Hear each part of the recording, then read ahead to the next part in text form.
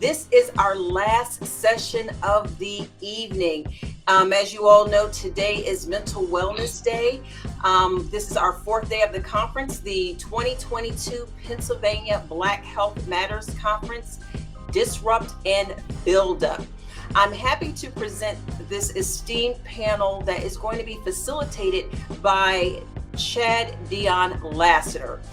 He is nationally recognized in the field of American race relations. He has been recognized as the 2021 Social Worker of the Year by the National Association of Social Workers, PA chapter. In his current position as an executive director of PHRC, he has worked on race, peace, and poverty-related issues in the U.S., Africa, Canada, Haiti, Israel, and Norway, and is called upon frequently by media outlets to provide commentary on race relations and potential solutions. Lassiter received his master's degree from the University of Pennsylvania Graduate School of Social Work, where he was the A. Philip Randolph Award winner in 2001. Chad Lassiter is a co-founder and the current president of the University of Pennsylvania School of Social Policy and Practices Black Men at Penn, the first Ivy League Black male group of social workers. And he will be leading this discussion about toxic masculinity. I am going to go ahead and hand it over to you now, Mr. Lassiter. And I'm sure everyone out there is going to love this presentation. Be sure, if you have any questions, be sure to pop them into the chat. There may be some time at the end where our panelists would be able to respond to them. And if you're on social media, feel free to still go ahead and put your comments in the chat. We'll still be able to receive them. Thanks so much. Thank you so much, Nicole. Greetings and good evening to everyone. I want to start by just saying how honored and humbled I am to be in the presence of these wonderful, strong, fierce African-American men who are going to share who they are. Aside from the bio that Nicole read about me, aside from all that, I'm just a servant leader. I'm super excited to be here with my big brother, Eddie Graham, whose shoulders I come on, and really excited to talk about this conversation this evening around toxic masculinity. And my goal tonight is to hear from our panelists as we frame out what toxic masculinity is, but against the backdrop of what white supremacy is. There's a reason why toxic masculinity for men of color is something that oftentimes is talked about when we're talking about protective factors as it relates to the ongoing threat against Black masculinity and Black humanity. As Nicole stated before, we definitely want you to check out the bios of every single panelist that's here, but we want to spend some time before we get started into the questions of them telling who they are. For there is an African proverb that says, the lion's story or the lioness story will never be known if the hunter is the one that tells it. So why don't we start with Brother Eddie T. Graham to tell us not a little bit about yourself, tell us who you are. Oh, well, thank you, Brother Lassiter. First of all, I am just honored and humbled to be a part of this distinguished panel this evening. For me, I am just the son of a Pentecostal minister, a Baptist bishop. Presently, though, through his leadership and direction, and need to say forceful directions at some time, I am now blessed to be the first African American to hold the office of president of the Springfield Township Board of Commissioners, in addition to holding the honor of being the president of the Cheltenham area branch NAACP, which includes 5 townships in lower Montgomery County. I'm just honored to be a part of this panel this evening, and I look forward to sharing my thoughts on what toxic masculinity is. And actually, I'm actually looking forward to the conversation because I think as part of being toxic, sometimes that is called being the angry Black man, and people get upset about that. But with these other distinguished panelists, hopefully we can put a light on not only the toxicity, but also on why sometimes we do have to become the angry Black man in order to get our point across. So thank you very much for this opportunity, Brother Lassiter. Thank you, Brother Eddie T. Graham. Brother Donnell Drinks, tell us who you are. Thank you, Chad. First of all, I'm honored to be here as well. I'm really thrilled to have this discussion because I am the prototypical toxic masculinity survivor. And I'm a concerned Black man in my community. I'm formerly incarcerated, which I wear on my shoulder, not as a badge of honor, but to give a context to the wrong thought process of that toxicity. You know, I'm a father. You know, and my thing is, I am someone that is a leader and a pillar in my community based on the wrong turns that I've made throughout my life. And one of the things that I want to bring to the conversation is that juxtapose not only where we stand now, but where we came from. It's important that we highlight both aspects to really give context to this conversation. Thank you for having me, and I look forward to opening up later. Thank you so much. And Brother Jeff Rowland. Thank you, Chad. And just like the other panelists, I'm humbled and honored to be here. Jeff Rowland, and I'll tell you, when I heard about this topic, something that always stays deep inside me, because we all know, and I've always worked in what we're going to call corporate America, and we all know how that can sometimes have a rough path for African American males, and we talk about that built up frustration that comes, the anger that can come, and being called the angry Black man. I know that I've had to learn in my life, being raised by, I will always say, a strong Black woman, who I always had the assistance and ended up living with, a very strong Black male who I had the ability to be raised by both in separate households, but to teach me what it is to be a man and not be afraid to show your feelings, but also being aware that where I am in this whole corporate structure, that we know you can only show so much of your authentic self and so much of your feelings. So I'm looking forward to the discussion and opening up, and just hoping that I can answer questions and be of value to this whole discussion. Great, thank you so much. And then our last panelist is Brother Darren Tolliver. Let the audience know who you are, Brother Darren Tolliver.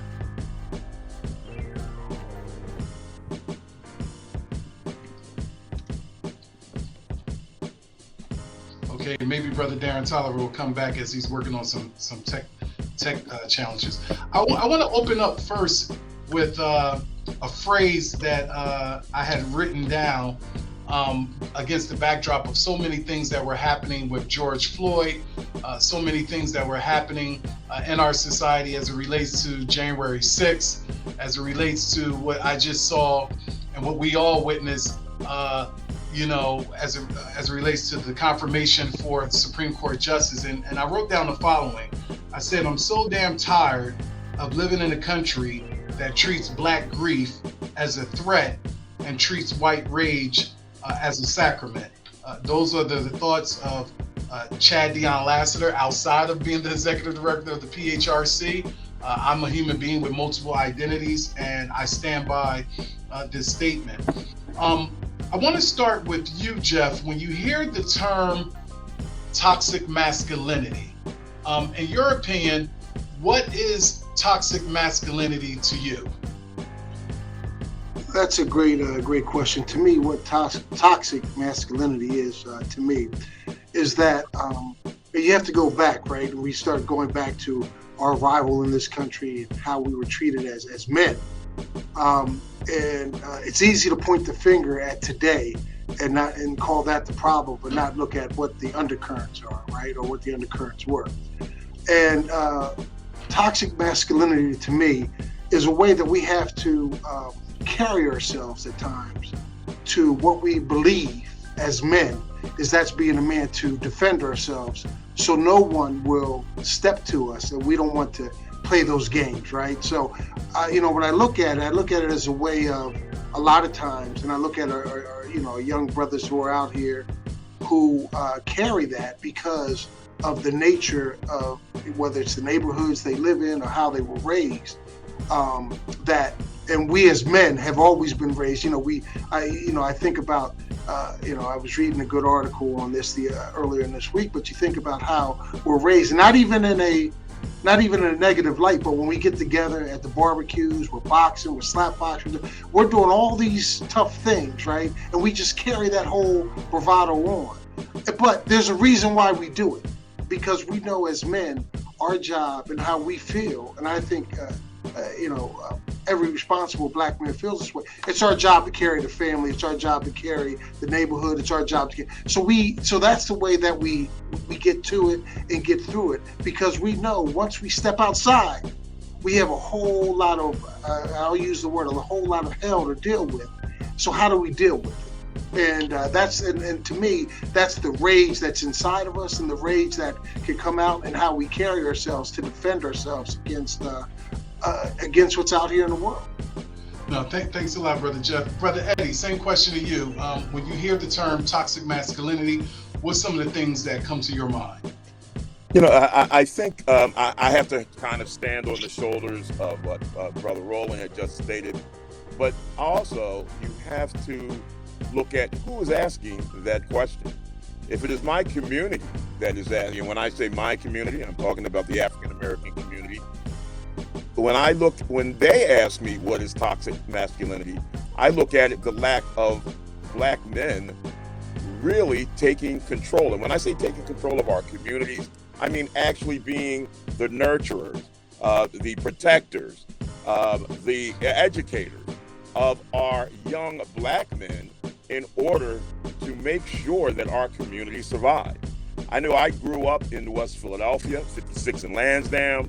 When I came up in West Philadelphia, the gangsters back then, they were called jitterbugs. I may be taxing myself a little bit, but none of those jitterbugs came onto our block to cause any sort of trouble, because the men on the block made sure that the other people in our block were protected and safe. And when I say that, I'm talking about if there was a single parent household where that family didn't have anything to eat, the men in that community made sure that that particular family did have something to eat. They also were the protectors, as I said, of the young kids as we played on the block. You hear all the time that it says that, when the street lights came on, that's when we had to come in front of the door, which is true, but we were safe in our communities back then. And I think a lot of that has to do with male toxicity, because we are not doing our job as it was. Now, however, if the white community were to ask me that, I have to also say, well, hey, a toxic black male is actually standing up for those rights to protect our community. I am dealing with a situation right now in our community, and let me say where I live at now. African Americans account for 8.5% of the population. Wow. And I raised the idea of the police department was using the Blue Lives Matter flag as their emblem. And when I went to the police department and asked, and remember, note that I'm saying I asked, hey, this particular emblem that you're using really alienates the African American community. Would you consider taking that down? And then I became the toxic black male that was stirring up trouble in the community, that was causing the rabble-rousers, that was really dividing the community, only by asking them to consider taking this sign down. So once again, I think that it depends on who's asking me that question. Okay. And in saying that, I think I actually feel both shoes, because in the black community, I want to be that toxic person that's still taking care of our youth. And in these communities where I now live, where we are actually the minority, yes, I am going to be angry, because I am going to look out not only for all of my residents, but especially for those that are disenfranchised. Thanks a lot, Brother Eddie. Brother Donnell, when you hear the term toxic masculinity, what comes to mind? What resonates with you? Well, it's a pleasure to hear Brother Eddie speak, and that's one of the things that I really appreciate when I get the opportunity to sit amongst my elders. And learn. And that's true. Depending on what perspective is asked from, it does take on different meaning. But I'll just sum it up for me in one way. When I hear toxic masculinity, it means living outside your nature. It's not my nature. When you get knowledge of self and you know who you are and you know you're connected to the whole, a lot of times you show these behaviors that are contrary to the whole, and you start acting out and conforming to what this narrative should be, and not necessarily who you are or what's beneficial for the whole. And so when I hear this term, it takes on many meanings to me. It makes me reflect on just me and my upbringing in general. And one of the things that I understand is identifying what was toxic to me and what was a necessity to me. This term to me takes on a deeper and personal meaning, because once you start understanding who you are and that you needed to contribute to the whole and that you had a role to play and you had value, you understand a lot of your behaviors was more toxic than what you thought was natural and what's supposed to be. So when we can intellectualize and articulate this conversation in many different forms, but I will always revert back to the simplest form of my own personal actions, and that is trying to navigate in a society that told me I was an outcast, a society that didn't have a place for me. So obviously, when you're not moving in the flow of society, you're going to be toxic. But when you realize you're moving in a world of your own and you start finding out, identifying who you are a significant piece to the whole. So that toxic masculinity, you can drop the word toxic and you just become a masculine person in your community. Wow. Beautiful. I appreciate that so much, what all of you brothers have stated. When I think of toxic masculinity, and I know that we have a slide, and one of the slides talks about supporting emotions, maintaining an appearance of hardness, violence as a indication of power. When I think of toxic masculinity, I think of it on multiple lenses. I think about, that woman who says she no longer wants to be in a relationship, and all of us can agree that we've read stories, we even know people who may have been beat up, who may have been murdered. There's something about what Brother Donnell said, that some of what you said is out of the work of Wade Nobles, is out of the work of Naeem Akbar, that the greatest form of knowledge is to know thyself. So if a sister breaks up with me, she breaks up with me. That toxic masculinity, oftentimes, because we don't have outlets, is that rage. As a therapist, I remember individuals who may get fired on a Friday and go home and beat up the wife and kids. Wanted to take it out on, the boss, but takes it out on the family, right? And for me, it's, you don't want to beat the boss up, but you certainly don't want to beat the family up. When I think of toxic masculinity in the context of who we are as Black men, I'm drawn to a quote by James Baldwin, where he says, to be a Negro in this country and to be relatively conscious is to be in a rage almost all the time. I remember falling down the steps at the age of 5, growing up in a household with a dad who suffered from PTSD, who did 2 tours of Vietnam and was a 25-year decorated Army vet, who said, "Why are you crying? A man is not supposed to cry."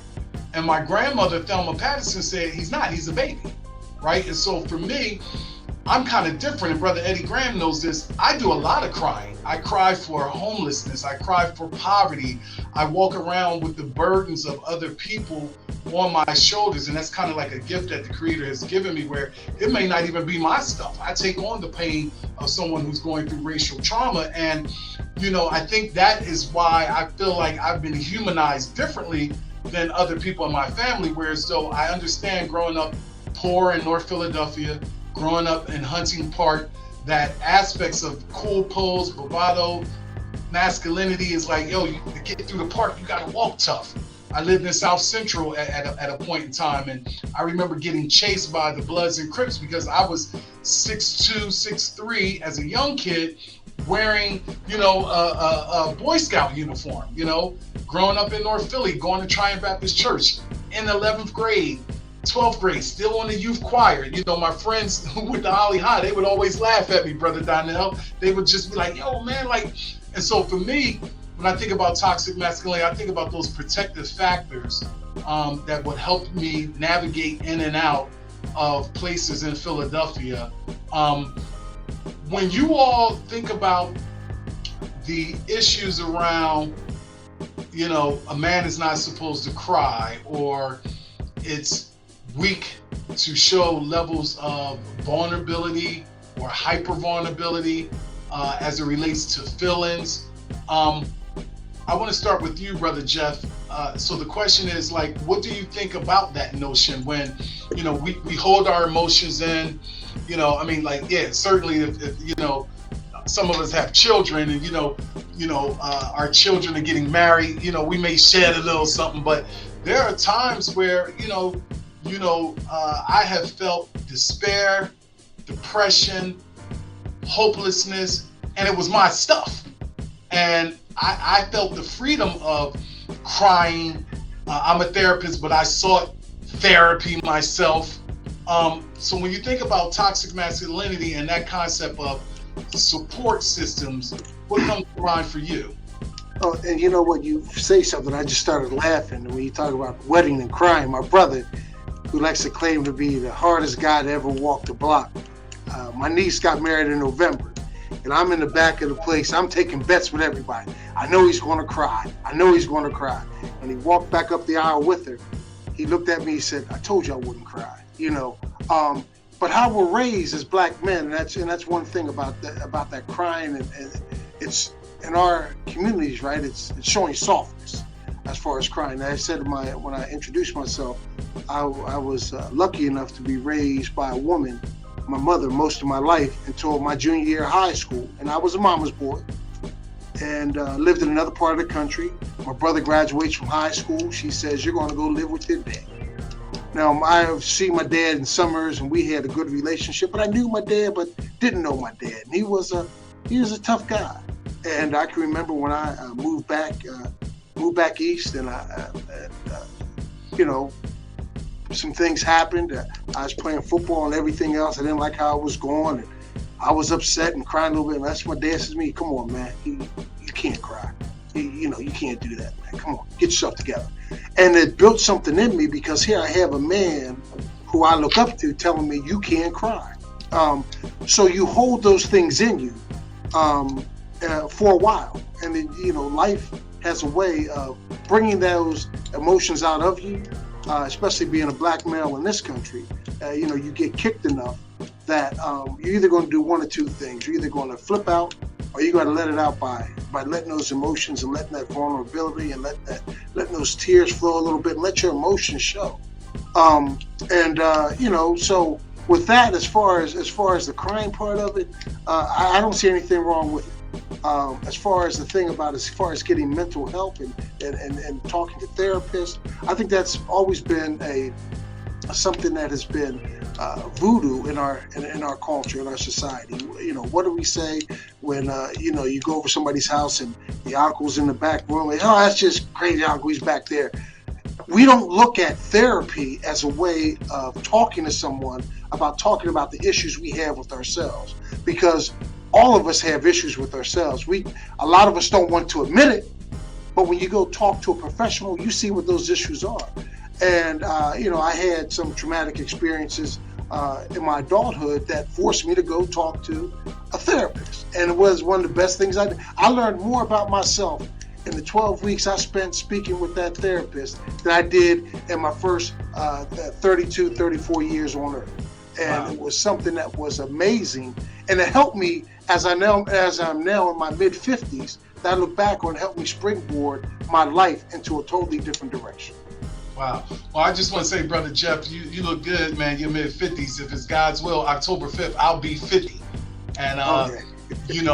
For us as black men, Brother Donnell talked about, a lot of things before we got on here.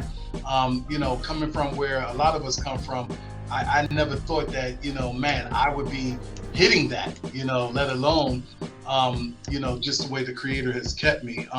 Brother Eddie Graham, you've worked with similar questions to Brother Jeff, but I just want to expand yours a little bit more, because you have been a role model for a plethora of young people in Philadelphia and Springfield Township, Carson Valley. When we're looking at toxic masculinity against the backdrop, and several other places, I don't pretend to know all of them, but I just know in the short 3 years that I've known you, man, you know, I look up to you. But when you think about toxic masculinity in the context of, you know, how we should be, like, you know, not being vulnerable, right? That's a level of vulnerability, but also a level of comfort where Brother Jeff is like, yo, I went to a therapist. Here I am. Whoever's viewing this, they're gonna be like, yo, Lassiter said he was depressed, he was in despair. And you know, people will take your narrative and be like, yo, is he a self-cutter? No, I got a couple of tattoos, but one goes self-cut. You know what I mean? But you know, when you think about that, Brother Eddie, toxic masculinity, how we're supposed to be, toughen up, don't cry, whether you're playing on football, get back out there, you know. Share with us how you see that and how you've been able to possibly mentor young Black males in your day-to-day interactions with them to possibly give them a narrative that, yo, it's okay to be, you know, in a dark place, or it's okay to articulate, I'm not doing well. It's okay to, whether they use words like we use, racial fatigue, racial trauma, virtual fatigue, whatever it is, unpackage that in any way that you want. Because one thing I like about you, brothers, is that this ain't scripted. This is organic, this is fluid, and so it's authentic as well. So take us where you want to go. Oh, well, you know what, that's a very powerful statement that you're just saying. And I listened to the other brothers. I know that when I was coming up, I was blessed to be raised with both of my parents. My father was a Pentecostal Baptist minister / butcher. My father was ordained as a bishop. He came up from the South, from Big Dam Swamp, South Carolina, and he migrated south because he wanted something better for himself. My grandfather was a little bit toxic. In other words, he wanted to kind of suppress my dad by having him just to be a sharecropper. And my father always wanted to have knowledge. One of my father's greatest statements that he always taught me, he said, is in order for you to get where you're going, you got to know where you came from. And he left Big Dam Swamp, South Carolina, which is right near Myrtle Beach, and came up north, and he came up with an 8th grade education. But he was determined to get education to better himself, and he always put that on us as on his children. I say that as far as toxic masculinity, growing up in the church, as I said, he was a Pentecostal bishop. Crying was always a way of releasing those negative energies, and especially when it comes to servicing our Lord. Sometimes you'll see, and especially in the African American church, you'll see grown men crying out for release. And having grown up in the church, that was very therapeutic for me. And especially in playing sports, some 50 years ago now, those were very much needed releases for African American men that came up during my time. And so crying, at least in my family, my father always stated that you had to be a man in your community, and you always built it up in having God as your base, and your community and your home formed that pyramid, or that paradoxal number 3 that was always a holy number according to him. And he said that if you continue to do that, if you continue to have God as your base, and you always took care of your community and your home, you will become a whole man.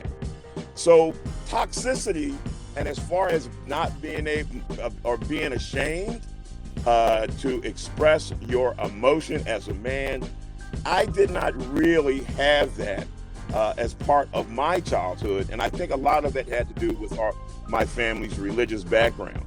Now, he was very tough. My father was very strong. He was 6'5". My dad was a big guy. He was lifting up cows as a butcher. But he was also a very sensitive man. In other words, and I think that had to do, like I said, with the way that where he came up, what he wanted to achieve, and he explicitly always pushed on us knowing thyself. In other words, to know where you came from and not what was taught to you. You had to dive into more of exactly where our people came from in order to appreciate where we are nowadays. So I think I was blessed, and which is I have passed on to the young men in my mentorship program, that sometimes, yeah, it's okay to cry, but in crying that, you got to be able to rebound for that, because it comes from self-love and self-esteem. And the big part of that is self. You have to love yourself, and you have to have strong esteem of yourself in order to be the man that you, your family, your community needs. I think a lot of that is not taught to our young men nowadays, and I was blessed to have experienced that, Brother Lassiter. So I think I was blessed in having, both parents into my life. Not saying that those that only had one parent, that they are not the men that they're supposed to be, but I was just blessed to have that, because I know it just saved me, because I was dead against being the preacher's kid. So I was always getting in the fight. I was always sneaking out the house. But if it wasn't for his tough love and for him being the man that he is, not only in our house, but in our community, who knows where I would have been, because I was dead set against not being the kind of man that my father wanted me to be. But thank God, through him being that strong man, here I am on this panel with these other distinguished young men, distinguished black men.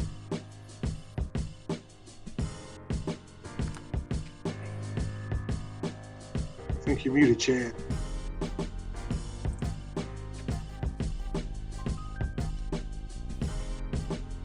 I think you're muted, brother.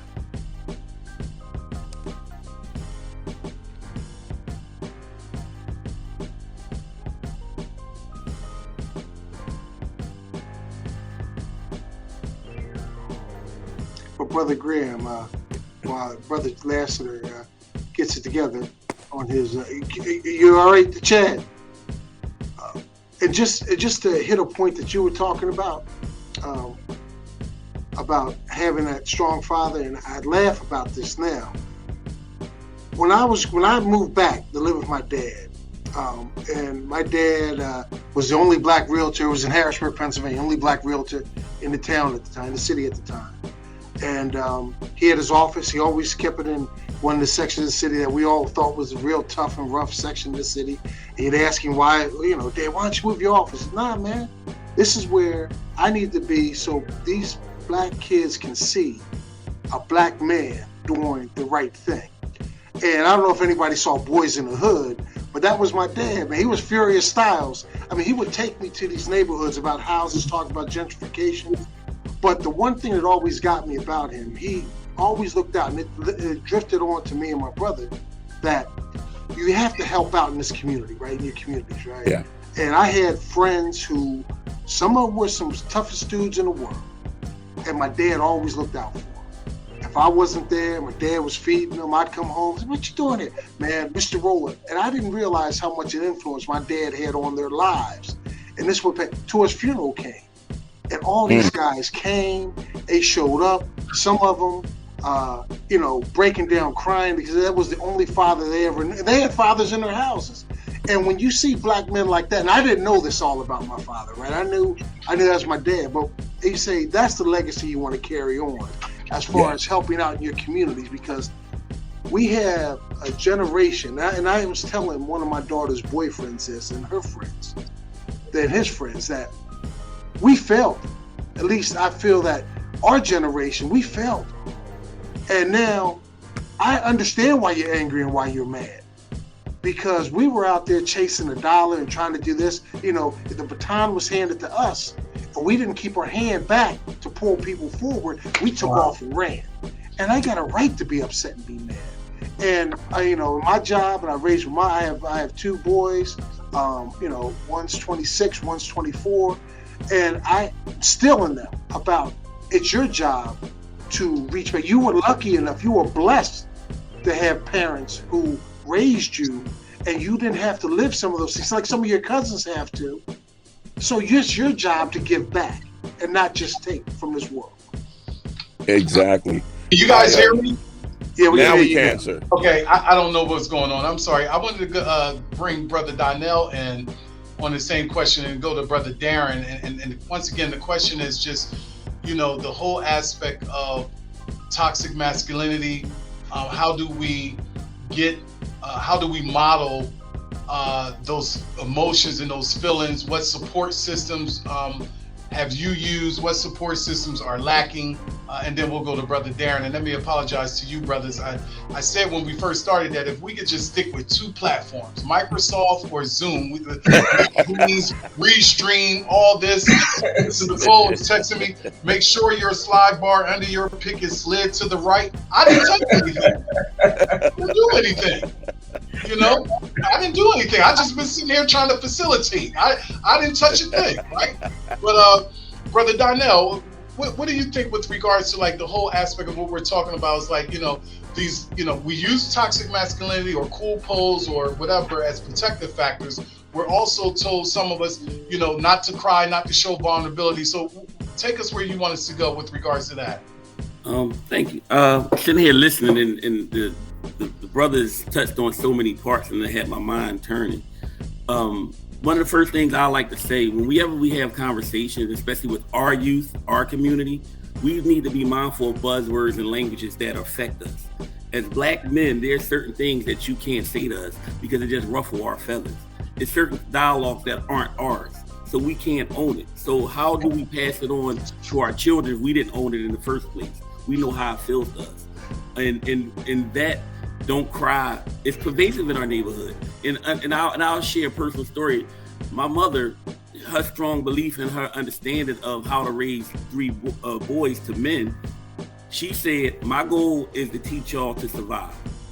If y'all survive long enough, y'all can figure out how to succeed. Her premise was, I'm going to teach y'all how to survive. And part of surviving to her was not allow this jungle of a world to perceive weaknesses and that'll eat you up. And in turn, she built this armor on us. And this armor was so strong and it started to rust. And I was internally captured in this armor. And the only thing that got that armor off of me was tears.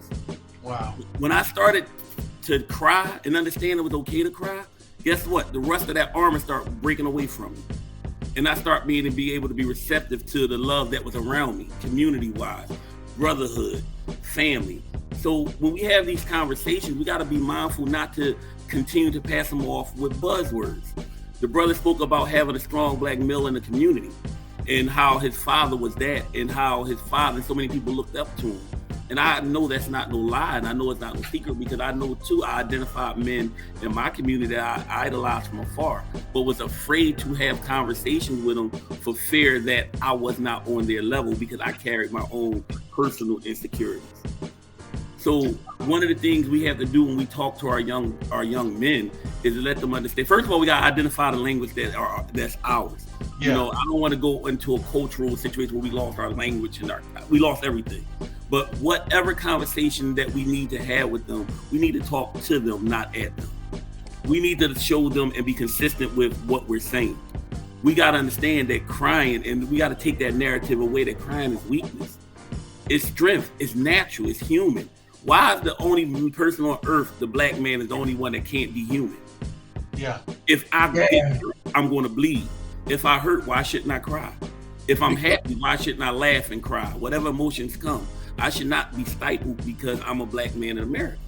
But unfortunately, we got buzzwords, narratives, and subcultures that tell us this is what we have to do. So when we're raising our boys, that's why they're so emotionally stunted to the women that are the same age. A little girl fall, cry, baby, it's okay, we cover them. And what, unfortunately, some women learn to grow and use that as manipulation. I'm gonna act a little hurt, I'm gonna get a little more attention. Guys the same age, toughen up. So then when they go off to meet and eventually develop relationships, he's so much further ahead, his emotions been stunted by the adults in his life.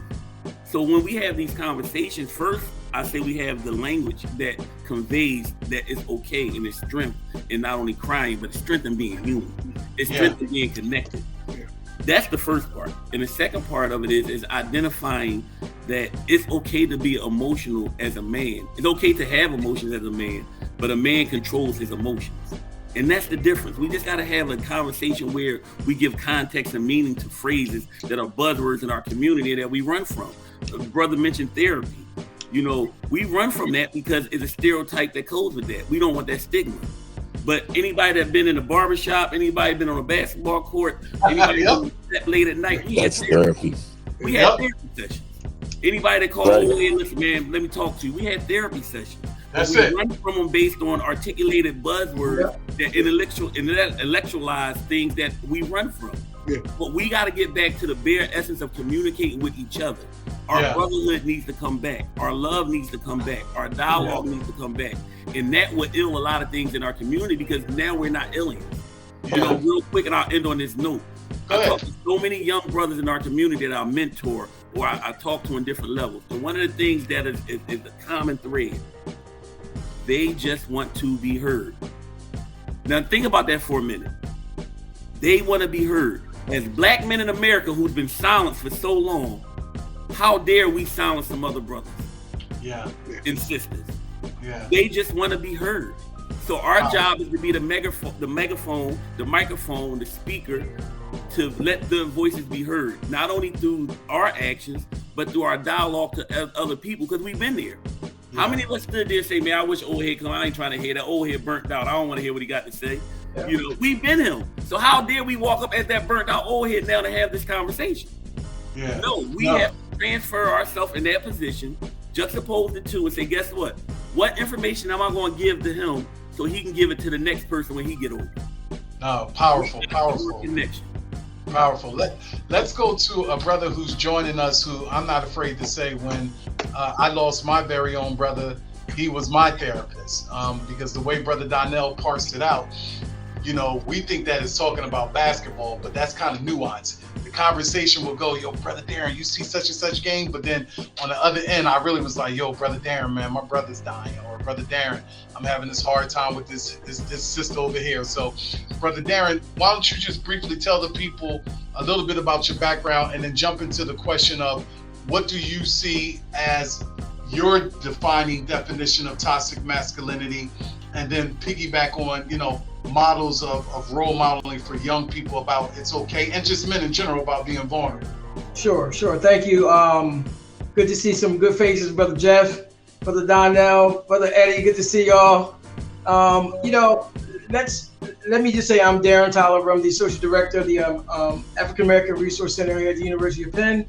My pronouns are he, him, his, and I've been involved in, you know, a lot of community advocacy, you know, working with youth specifically, because that's one of my passions, is to be able to reach, engage, and be on the ground in terms of having these conversations. So everything that the good brother Donnell mentioned is actually true, in terms of what we need to do to facilitate these conversations, and not necessarily pass judgment on our young kids. You know, so I definitely believe in that. In terms of toxic masculinity, I'm gonna kind of shake it up a little bit, unfortunately, but I think I have to do it because I think that there's a lot of toxicity in everyone.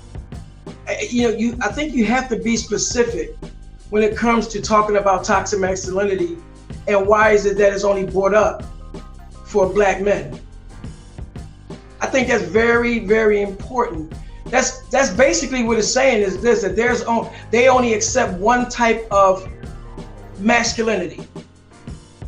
And the thing is, we have men who are alpha males, right? And we have some brothers who are on the other side of the spectrum. But does that mean that we have to bash and keep, you know, continually pushing against what toxic masculinity is instead of trying to educate them? Some people are going to be different. In that same respect. Why just pick men? There are women who are toxic. There are other races who are toxic. There are other genders who are toxic, right?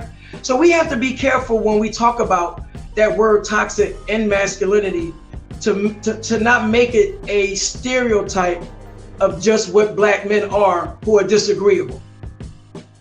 Because that could be a very dangerous precedent to be said. Because this brother is very strong and dominant and adamant, and he sees things in a certain way. Now, granted, we're not talking about being disrespectful, you know, rude, treating certain, you know, people. That runs across the gamut as well. right?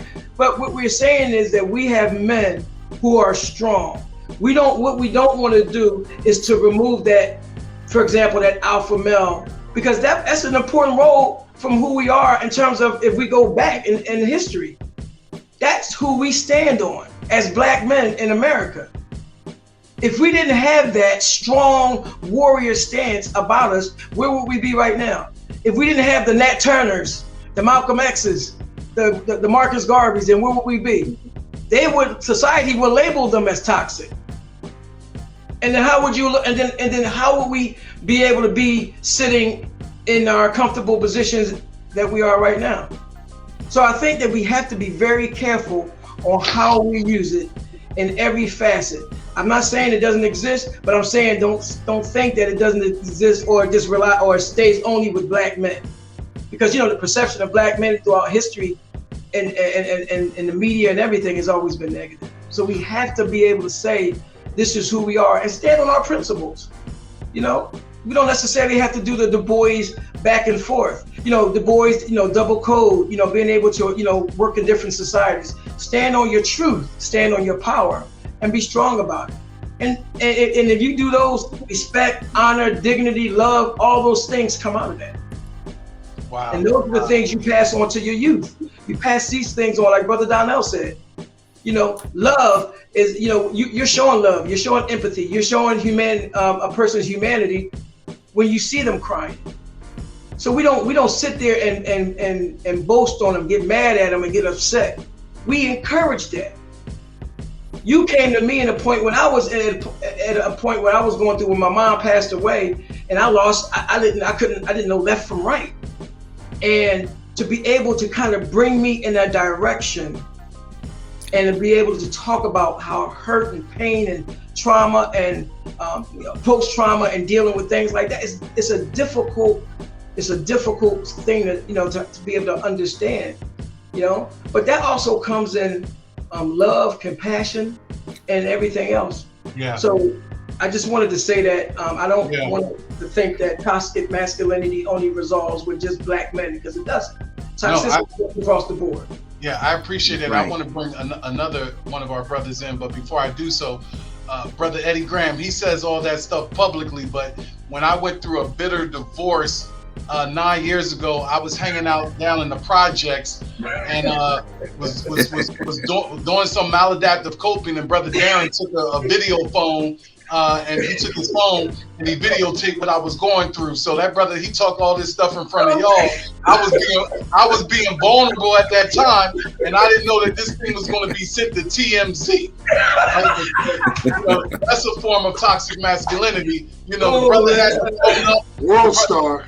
World star. The brother had to phone up, and then the next day, Brother Donnell, Brother Eddie, and Brother John Wayne Patterson. The next day, he said, "Man, this was you down in Raymond Rosen." You, man. I had to let him see it, man.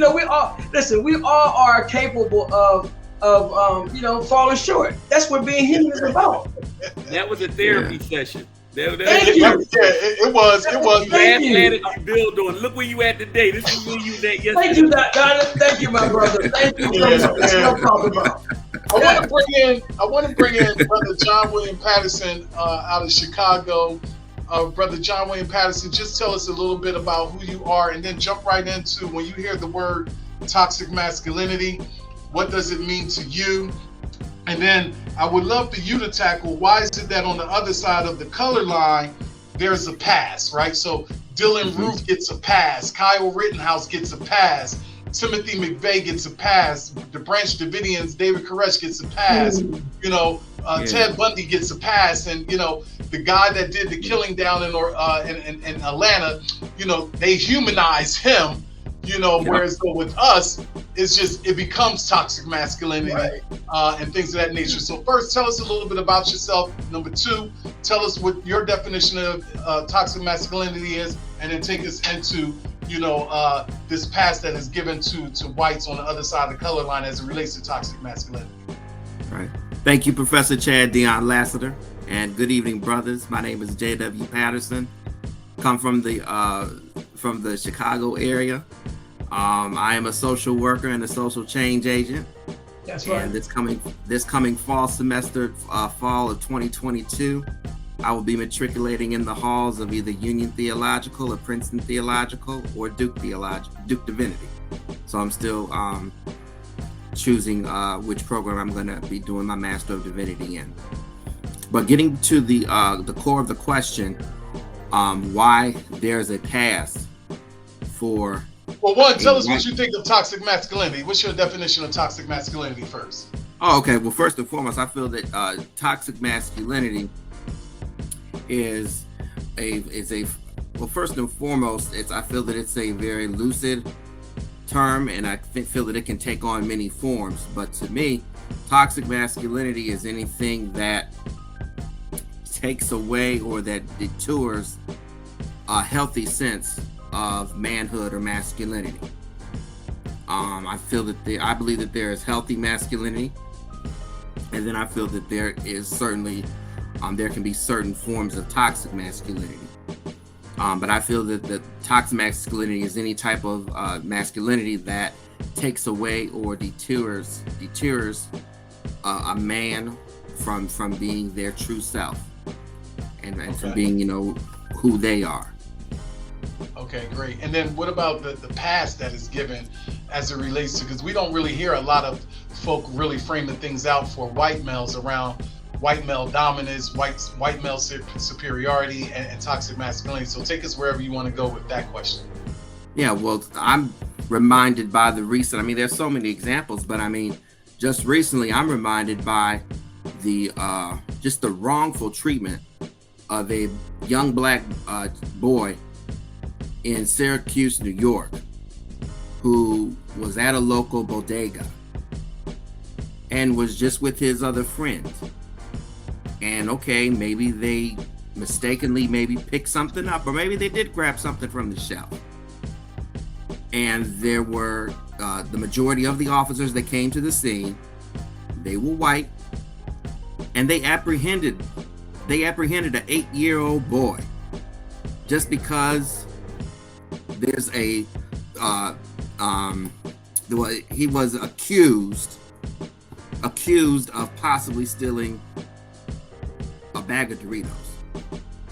Now, had this been in a white community, at a white local Wawa or one of those quick trip locations, I don't believe there would have been any police called. But because the boy was 8 years old, it took 3 or 4 cops to come to the scene, and they apprehended the boy. The boy was in tears and crying. So I relate that to the question, to the example. America has a race problem. American racism is alive and well. And yes, okay, we're supposed to have one judicial system, but in all actuality, the way in which blacks are treated in the United States of America, seems like that there are 2 justice systems. One for whites, and the other for people of color and blacks. And it's wrong. So Dylan Ruff, the brother who was in South Carolina, what have you, Jeffrey Dahmer, they're white men. They're products of white privilege. So their privilege entitles them to access of being pardoned and forgiven under the current justice system that we have in place. Whereas you are a man of color, you're getting the book thrown at you. There is no mercy. There is no understanding. There is no empathy for a man of color. That's right. Wow. Brothers, before we go to the Q&A, if each of you could just share a time where, Elijah Anderson calls it cool pose. Others may say protective factors, toxic masculinity, whatever it is. Do you recall a time where being tough, or juxtaposing like who you are, allowed you to navigate in and out of, a situation that maybe went off the rails. And I'll start by saying, when I first started working in South Philadelphia, I started working in South Philadelphia at the Palumbo Elementary School. It was the first time that I ever, and this was in 1995, it was the first time I've ever been in that part of South Philadelphia. And there's a lot of drug dealers in that community. And I was very nervous going in that community. And one of my cousins who was a Muslim, he said, yo, he gave me a button. He gave me the Nation of Islam button, you know, the crescent and the red button and the crescent white. And he said, yo, just put that on. He said, anybody step to you, just say assalamu alaikum.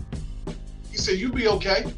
And, you know, Brother Jeff, I was like, man, I gotta be something bigger than that, right? That ain't gonna get me in and out of Palumbo Elementary. But guess what? Brother Eddie, it did. Drug dealers, they walked up, they was like, yo, my man, you got a second? Assalamu alaikum. What's going on, Black? And they was like, oh, nothing, my man. You the new social worker at Palumbo? I was like, yeah, I'm the new social worker at Palumbo. Yo, my niece is Shadia. Yo, I'm gonna make sure she get there on time because I ain't never seen no black social worker, male social worker, or black teacher in that school. Right. And for about a good 8 months, I was able to navigate in and out. One day I forgot to wear the button. So I got off at the Lombard train stop without the button, but the code was already there. So brothers was rolling dice, they drinking, yo, Muslim brother coming down. And then one day I'm in therapy with the kids. And Shadia says, you get on my nerves. And you ain't even Muslim, you a fake Muslim. That gave up the gig. The word got out in the community, right? And so I just wanted to share that as like my version of, you know, and there's several other stories, but what about you guys? What's some things that you've done as a protective factor? You know, we look at fame, and Brother Leroy had multiple identities, and you may say, oh man, he a ballet dancer, but Leroy had all the girls in fame, right? So if we could start with you, Brother Darren, some things that you've done for protective factors. Oh man, you know, coming up from where I came up, you know, you had to have a level, a shield in a sense, and not all of it was authentic. As you may want it to be, and then sometimes you were pushed up because you didn't have a choice. You know, I came up in one of them neighborhoods, you know, and I'm blessed that I came up in a time where, you know, it was all about rumbling. If your hands wasn't there, I don't know what to tell you. You know, so, you know, I learned from my older brothers and guys in the neighborhood that, yo, sometimes you have to learn how to step up. And then me, and they know that I was more of the education / young budding scholar. He ain't gonna be out here fighting with us. But I didn't also want to be seen as this punk dude either, right? So you put on that, you know, that, like Mancini mentions, that cool pose. You put on that lens, so you can operate in a certain system. William J. Wilson always talks about more than just race, about working in an underground economy. You can't do that if you looking like what's Will Smith's what's his partner name on Fresh Prince? Carlton Banks. No, it's not gonna work. It ain't working, right? So we learned that, and that was one of the protective things. But then I started learning my authentic self and say, listen, I need to stand in who I am. I'm proud that I have a level of intelligence. I have 2 parents who are, you know, running my household, and I just think it's a beautiful thing. But it takes time to get to that point. But yeah, I did that. And I see Sister Nicole here, and I think we're done at 6:30. So maybe we come back with this panel, Nicole, for a part 2. Absolutely. If I can get everybody's commitment to that right now, absolutely. I'm in. And not at the odd time though. Let's make it 6. And we running around sweating, rushing to get back. All right, 6 o'clock next time. Thank you all so much for sharing and bring your authentic selves and offering that transparency. I know that's helped a lot of our attendees, especially our male attendees. If you want to learn more about any of our speakers tonight, those that are watching, please go over to the speakers tab within the conference, and you can find out more, and also even reach out. Their contact information is there as well. So we are going to wind up this real conversation about toxic masculinity. Thank you so much, Chad, for leading the discussion. Appreciate you. Donnell, John, Eddie, everyone on the panel, appreciate you so very much. Yes, Darren. Thank you. And see, so while we're doing this, I have the other panelists looking at me like, okay, where we going? They give me that time, right? We're sorry, panelists. We're sorry. Thank you, Nicole, for putting this together. I appreciate all you guys. Yep. But listen, those that are watching, this was recorded. So we will be uploading this to the new YouTube channel. I think I mentioned this at the top of the hour. Build Up and Disrupt, which will be launched next week. So you can definitely watch this again and share it with friends and family, because it was a very thoughtful and powerful conversation. Thank you, gentlemen, so much for everything. And you have a good night. Be blessed, everyone. Thank you, Nicole. Be blessed, everyone. Good to see you, man. You know, Man, we gotta get back together. There he is, my left tackle.